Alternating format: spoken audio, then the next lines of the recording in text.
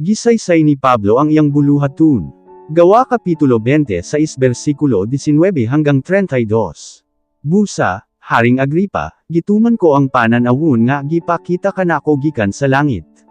Sa sinugdanan nagwali ako sa Damascus ug dayon ngadto sa Jerusalem. Gikan sa Jerusalem gilibot ko ang tibuok nga probinsya sa Judea, ug giadtuan ko usab ang mga dili Hudyo.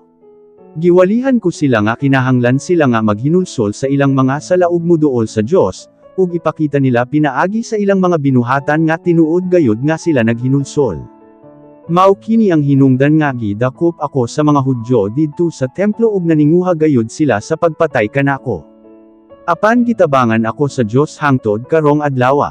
Busa aniya ako dinhi aron isulti sa tanan, sa mga inilaman o dili, ang gisulti kaniadto sa mga propeta ug ni Moises nga manghitabo, nga ang Kristo kinahanglan magantos ug mamatay, ug mahimong una nga mabanhaw gikan sa kamatayon aron maghatag og kahayag sa mga Hudyo ug sa mga dili Hudyo. Samtang nagsulti pa si Pablo, misinggit si Festos, "Pablo, nabuang ka na. Ang sobra mo nga kaalam ang nakapabuang kanimo." Mitubag si Pablo, "Halangdon nga Festos, wala ako mabuang. Tinuod ang akong gipanulti ug husto ang akong panghunahuna.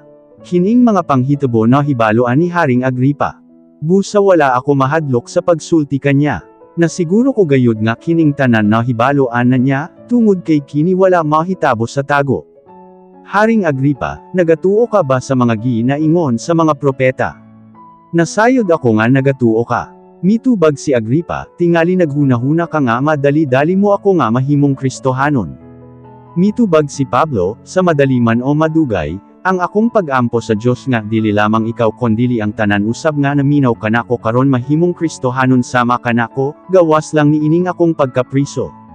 Unya mitindog ang hari, ang gobernador, si Bernice, ug ang tanan nga nagalingkod didto.